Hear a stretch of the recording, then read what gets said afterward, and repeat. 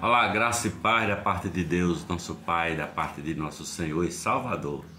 Jesus Cristo seja com você e com os seus familiares, com seus vizinhos, com seus amigos, com todas as pessoas que se achegaram aqui no nosso canal. Se você está aqui pela primeira vez, eu já peço que você se inscreva, ative o sininho das notificações, dê likes, faça seus comentários. Eu quero saber como tem chegado essas reflexões no seu coração.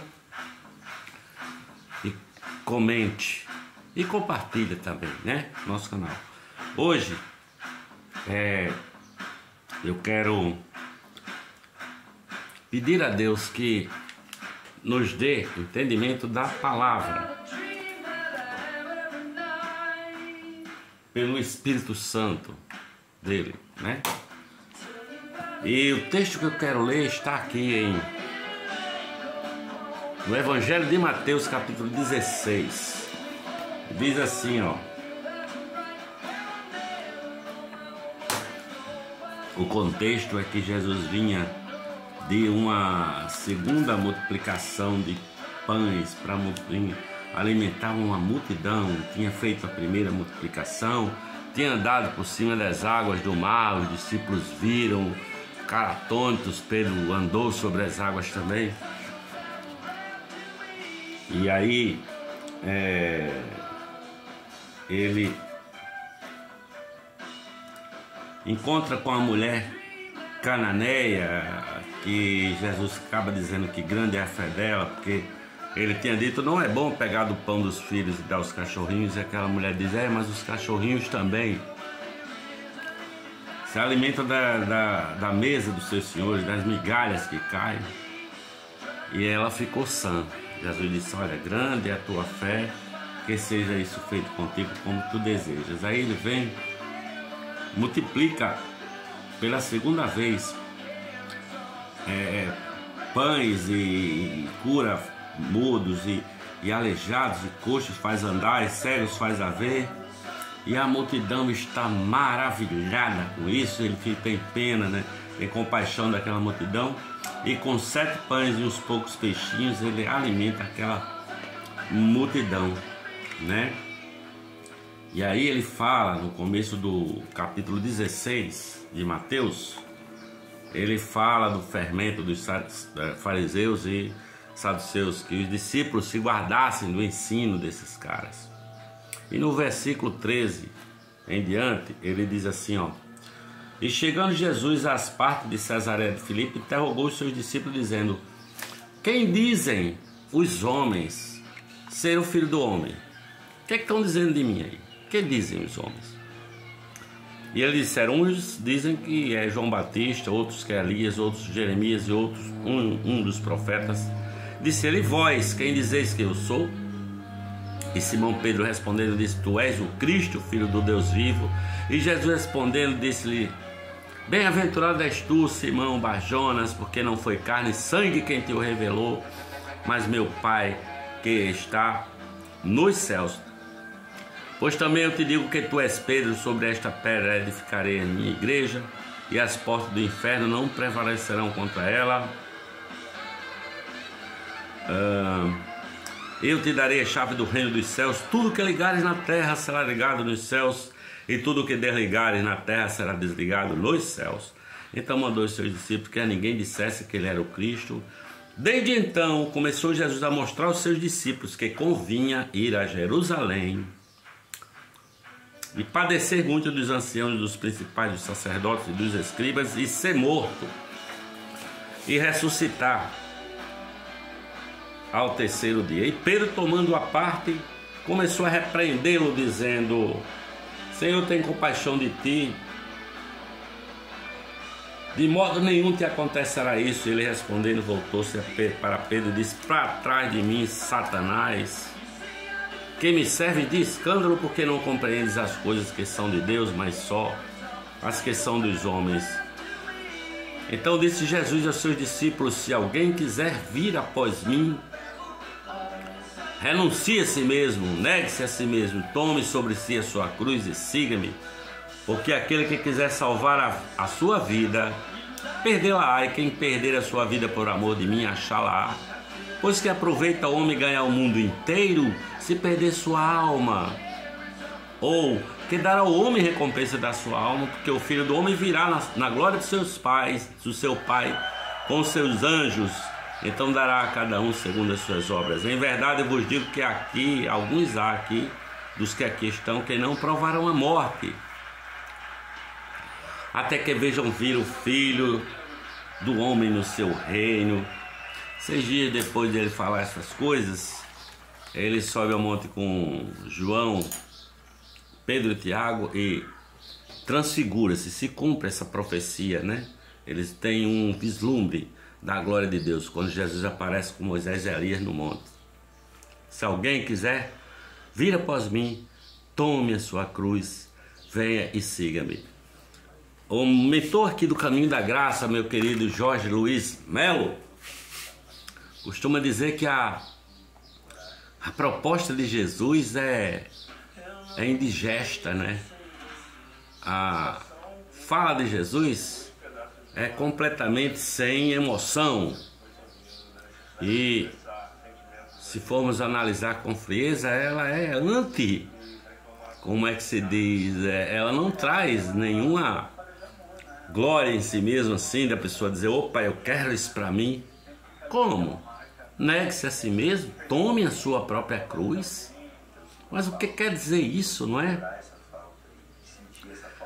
Eu espero que o Espírito Santo de Deus nos dê entendimento e que nós sejamos assim, façamos da nossa casa, do nosso ambiente de trabalho, por onde nós andarmos, um ambiente de adoração, não é? Jesus, penso eu, está dizendo, siga-me. Quem quiser vir após mim, siga-me. Mas siga-me para a vida que eu proponho, para a vida de Cristo Jesus, para a vida da verdade. Ele disse, eu sou o caminho e a verdade e a vida. Quem vem a mim não morrerá eternamente, mas terá vida e vida abundante e vida eterna. Porque de fato, todos nós estamos morrendo a cada dia, não é? Essa vida nossa aqui nos leva para onde? Para a morte, não é? Eu, quando era mais jovem, tinha todo um cabelo cheio, né? Pretinho, agora já está branqueando aqui. Minha barba já está branca, o meu pescoço já está cheio de peia, não é? E os músculos já decaíram, já estão com a pele flácida, porque eu caminho para a morte. Agora, dia 13 de maio próximo, querendo Deus, eu farei 62 anos de vida aqui, nessa peregrinação, nesse planetinha. Mas nós estamos morrendo a cada dia. A cada dia nosso aqui, nós caminhamos para a morte, sabe? Nós estamos morrendo. Mas Cristo nos prometeu uma vida que é eterna, não é? Lá em João capítulo 3, versículo 16, Jesus diz assim, olha, porque Deus o amou o mundo de tal maneira, João diz, que deu seu Filho unigênito, para que todo aquele que nele crê não pereça, mas tenha a vida eterna. Porque Deus amou o mundo dessa maneira, não para que condenasse o mundo, mas para que o mundo fosse salvo por ele, né? Quem crê nele não é condenado, quem não crê já está condenado por quanto não crê no nome do unigênito Filho de Deus. Jesus nos prometeu a vida eterna. E ele pergunta à multidão, quem dizem os homens que eu sou?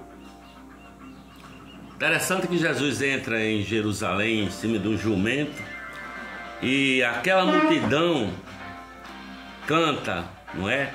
Glória a ele, ovaciona Jesus, aquela grande multidão, canta hosana, espalham ramos, né? Palmas durante o caminho, clamando e glorificando a ele como Deus, hosana nas alturas. Aquela multidão achava que ele era um grande profeta, não é? acompanhou Jesus curar muita gente, sabe? E se encantaram com a grandeza de Jesus, não é? Então uns achavam que ele era João Batista que tinha ressuscitado dos mortos, outros achavam que era um novo profeta, um Elias, sabe? Um Isaías ou qualquer um dos profetas, né? E Jesus diz para eles: rapaz, quem dizem vocês que eu sou? E Pedro toma a frente e diz: tu és o Cristo, filho do Deus vivo. E ele diz a Pedro: Pedro, bem-aventurado és, porque quem te revelou isso não foi nem carne nem sangue, mas meu Pai que está nos céus. E logo em seguida ele diz: importa que eu vá a Jerusalém, que sofra, que padeça e morra, seja crucificado e morra e ressuscite ao terceiro dia, não é? Então Jesus vai a Jerusalém, mas ele vai fazer o que em Jerusalém? Qual é o objetivo final? É morrer? Sim, é morrer, mas ele vai para ressuscitar ao terceiro dia, para ter a vida verdadeira, que é a vida eterna. E Pedro repreende Jesus dizendo: olha, isso aí não te aconselhará, eu não deixarei. Como é que pode, Senhor, que fez tanta coisa aqui entre nós, não é? Ressuscitou mortos, curou coxos, deu fala aos mudos, abriu os olhos aos surdos. E Jesus repreende a Pedro e diz aí: olha, quem quiser vir após mim, atrás de mim, quem quiser caminhar comigo, negue-se a si mesmo, tome a sua cruz e siga-me. Ele está dizendo: cara, você tem duas opções, ou é morte ou é vida eterna. Porque Jesus ressuscita para a vida eterna, não é? Ele ressuscita na vida eterna. Negar a si mesmo é morrer para si mesmo, não é? A cruz que ele diz: olha, tome sobre si a sua própria cruz, no caso de Jesus era a cruz com a qual ele foi morta, mas a cruz que ele diz para cada um tomar a sua própria cruz é caminhar nessa vida do jeito que é bom, que Deus acha bom e que Jesus disse que caminha para a vida eterna, não é? Eu já vi alguém dizer que a lagarta precisa morrer para se tornar uma borboleta e voar livre e bela pelos campos floridos, não é? João capítulo 12, versículo 24 a 26, Jesus diz: se o grão de trigo caindo na terra não morrer, ele fica só, mas se morrer, ele dá muito fruto. Se morrer, ele dá muito fruto. Por isso que Jesus diz: quem quiser salvar a sua vida, perdê-la-á. O grão de trigo, quando ele morre, ele nasce e se torna espigas. É isso que Jesus está dizendo. Eu quero que vocês sejam muitos, uma multidão, porque Deus está no coletivo e não no individual. Quem fica agarrando-se a si mesmo, quem fica vivendo a vida no eu, no meu, é meu, eu sou egoísta e o centro de tudo sou eu, esse fica sozinho, não é?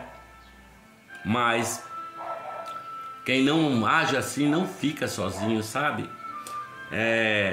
Quem vive com esse egoísmo fica só, não encontra a vida verdadeira, não encontra o amor, porque vive só para si, não se reparte entre os outros. E Jesus diz: sai desse seu eu, cara.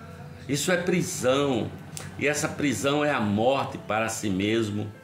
Mas comigo, andando, negando a si mesmo, você encontrará a vida comigo, a vida eterna. Para de querer ser servido somente, sabe? E começa a servir, sabe? Para de ser egocêntrico, de ser egoísta, sabe? Isso vai te levar para a morte, a segunda morte, a morte eterna. Amar é dar, é se doar, porque Deus amou o mundo de tal maneira que deu seu Filho unigênito. Ele deu seu Filho, para que todo aquele que nele crê não pereça, mas tenha a vida eterna. Deus é amor, e Ele escolheu criar a nós para que nós pudéssemos nos relacionar com Ele e uns para com os outros, para que nós pudéssemos imitá-lo nesse processo. Ele morreu para nos dar a vida eterna. A minha oração é que você morra para si mesmo, é que eu morra para eu mesmo e ressuscite para a vida de Jesus Cristo. Quando seguimos Jesus, sabe, de Nazaré, nós passamos a abençoar a vida dos que nós encontramos pelo caminho. Nós passamos a servir, nós passamos a dar importância ao outro. Isso é negar a si mesmo, sabe? É viver para servir ao próximo, é viver para abençoar ao próximo, é viver para orar até por seus inimigos, para orar por quem te maltrata, para abençoar quem te amaldiçoa, não é? É assim que você anda atrás de Jesus, seguindo os passos de Jesus. Negue-se a si mesmo. Essa é a vida que se torna a expressão da bondade de Deus. Os que você encontra pela vida, os que estão ao seu redor, os seus familiares. Passe a servir. Chegue para os seus e pergunte como é que eu posso servir. Chegue para sua esposa e, amor, como que eu posso te servir cada vez mais e melhor? Chegue para os seus vizinhos e se coloque à disposição de seu ombro amigo para servir. Isso é o negar a si mesmo, sabe? Porque a nossa tendência é querer ser servido, querer ser o centro das atenções, querer ser o Senhor de tudo e de todos. Isso aí é morte, cara. Morte eterna. Você tem 2 caminhos a escolher. Um estreito que conduz à vida, e esse estreito tem um nome, Jesus Cristo de Nazaré, e fazer o que ele diz. Quem quiser ter vida, negue-se a si mesmo. Tome a sua cruz, vem e siga-me, terás vida e vida eterna. Ou você vive para si mesmo e não quer saber de se relacionar amorosamente com ninguém, porque tudo que importa é a sua própria vida. É aquele ditado, eu vi primeiro, é meu, ninguém tasca, pirão, farinha pouca, meu pirão primeiro. E aí você anda nessa porta larga e espaçosa que conduz à perdição.